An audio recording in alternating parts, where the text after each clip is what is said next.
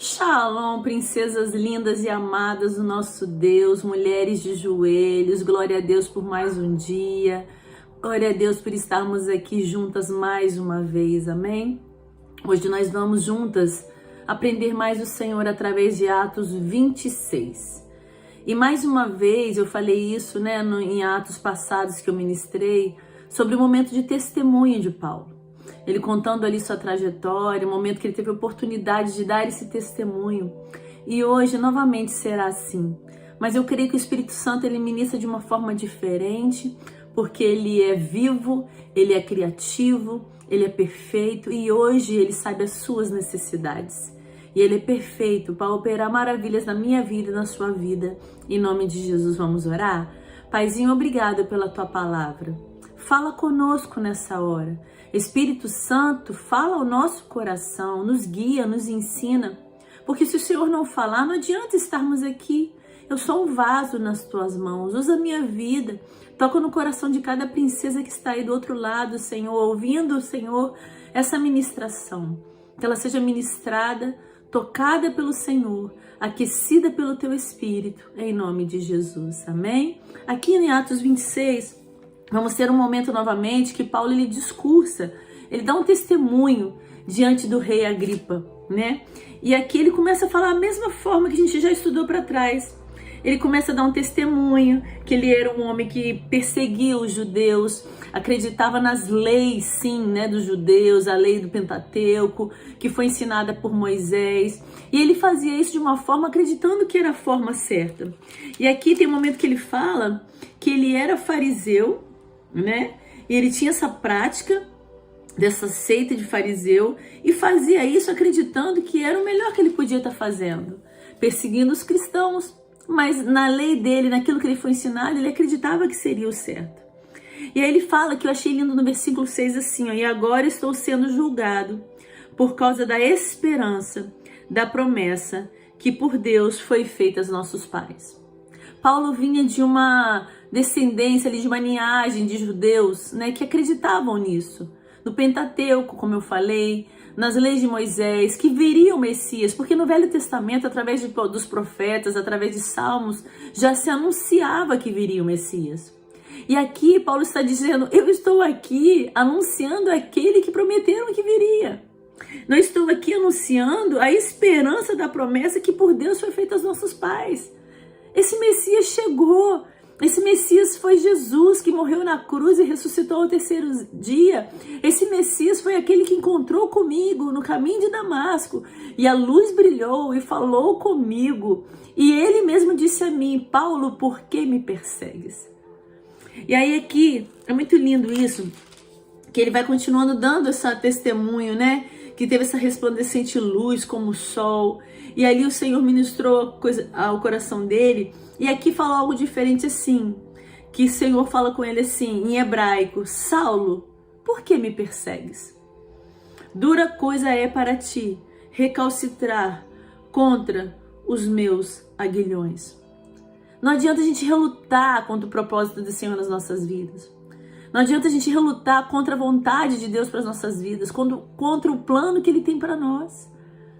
Nós precisamos aceitar a vontade de Deus para nós, não criar resistências para obedecer. Aqui quando a gente fala recalcitrar contra os aguilhões de Deus, é uma resistência para obedecer. Reagir ao contrário, negando. O Senhor tem um comando para as nossas vidas.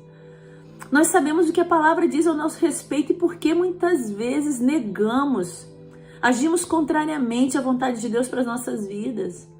E Jesus mesmo diz, dura para ti. É como se a gente desse murro em ponta de faca. Nós precisamos nos submeter à vontade de Deus para as nossas vidas. Cumprir aquilo que Ele tem para nós. Nos submetermos, sermos obedientes e vivermos essa vontade. Como diz o Romanos 12:2, que é boa, agradável e perfeita. Amém? E ele seguindo diz assim, E aí eu perguntei, quem és tu, Senhor? Aqui o Senhor respondeu, eu sou Jesus a quem tu persegues. Olha que lindo, mas levanta-te e firma-te sobre os teus pés, porque para isso te apareci, para te constituir ministro e testemunha, tanto das coisas em que me viste, como daquelas pelas quais aparecerei ainda.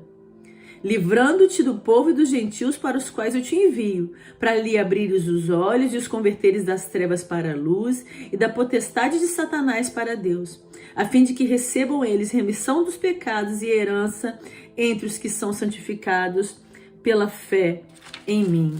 Amém? A palavra do Senhor nos diz em Marcos 16:15, no final também de Mateus, para nós irmos como discípulos e pregarmos o evangelho. Aqui Jesus fala para Paulo, olha, eu sou Jesus em quem você está perseguindo, e se posiciona, levanta-te, firma-te sobre os teus pés, porque para isso eu apareci, para constituir-se ministro e testemunha. Minha amada, Jesus te encontrou, e Jesus te encontrou com um propósito. Levanta-te, firma o teu pé. Eu não sei como que você está hoje. Talvez hoje você seja desistida, desanimada, frustrada, paralisada, achando que sua vida não tem futuro, não tem sucesso, para que você vive, para que você nasceu.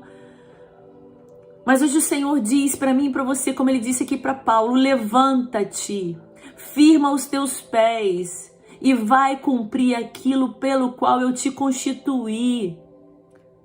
O Senhor nos estabeleceu como mulheres e Ele tem um propósito para nós como mães, como esposas, como filhas, como servas, como amigas, como vizinhas. E o que nós temos feito diante do Senhor? Será que temos cumprido o propósito pelo qual Ele nos constituiu? Talvez você me pergunte assim, pastor, eu não sei para que Deus me constituiu. Então já tem um segredo aqui. Já tem uma ordenança do Senhor em Marcos 16:15. Ide e pregar o evangelho a toda criatura. E esse pregar o evangelho não é apenas anunciar a palavra de Deus, mas é pregar o evangelho anunciando a palavra de Deus com as nossas vidas, com testemunho. Olha como ele fala aqui para Paulo. Ministro e testemunha, tanto das coisas que você viu e das quais eu ainda aparecerei e ainda farei. Então esse ir de pregar o evangelho não é apenas falar, olha, vem um Jesus, o Messias, morreu por mim na cruz, por você, aceita ele. Não, é poder dizer, como tem ali João 3, né? No capítulo de João 3, olha para mim, olha a minha vida, olha como eu tenho vivido, olha como é viver com Jesus, olha como a vontade dele é linda e maravilhosa. Não é fácil, mas é muito compensador, é muito gratificante, nada se compara à presença de Deus nas nossas vidas. A gente fala que é como se fosse nadar contra a maré, mas olha aqui o que Paulo viveu. Paulo ele começou a confrontar os gentios e os judeus de um Jesus anunciando o Messias que acreditavam que viriam, e Paulo estava dizendo, ele veio. Você acha que foi fácil para Paulo? Mas ele permaneceu, ele prosseguiu, porque ele sabia para que ele foi chamado. Enfrentou o que ele tinha que enfrentar, porque ele sabia, como a gente ministrou em Atos 22, que a cidade dele, a cidadania dele não pertence aqui, mas no céu.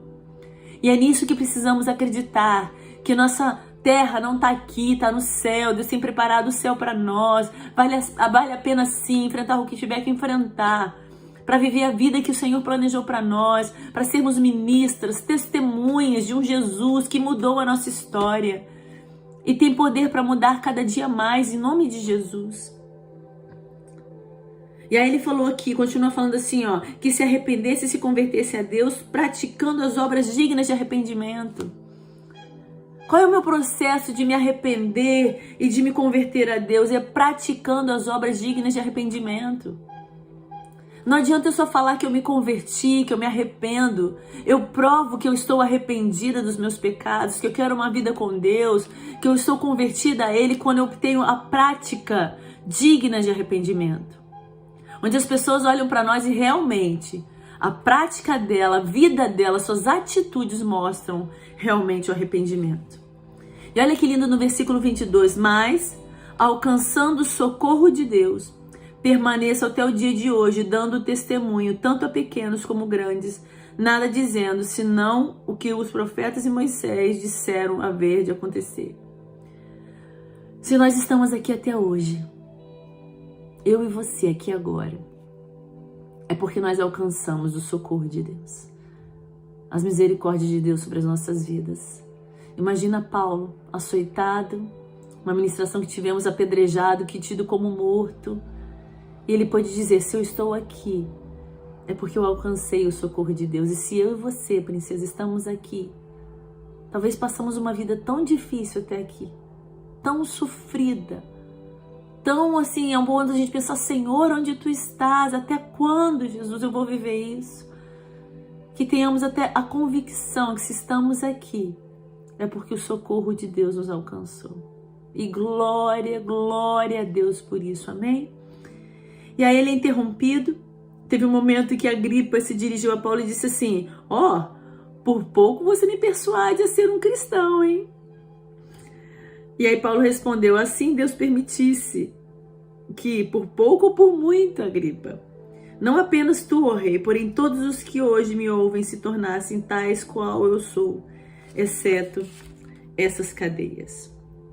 E ali no momento levantou o rei e os que estavam sentados e falou, né, este homem nada tem passível de morte ou de prisão, né, depois desse discurso, desse testemunho de Paulo.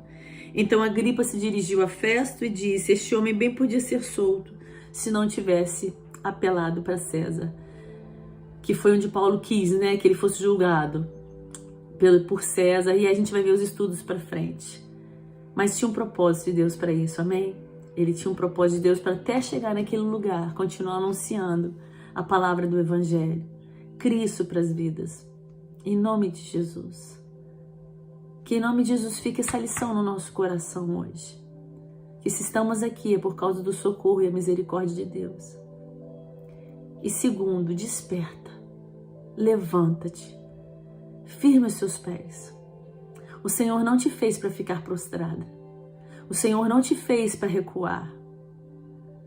O Senhor te fez para prosseguir, ser uma adoradora dEle, cumprir o ID do Senhor e desfrutar da plenitude da vida que Ele conquistou para você e para mim na cruz do Calvário.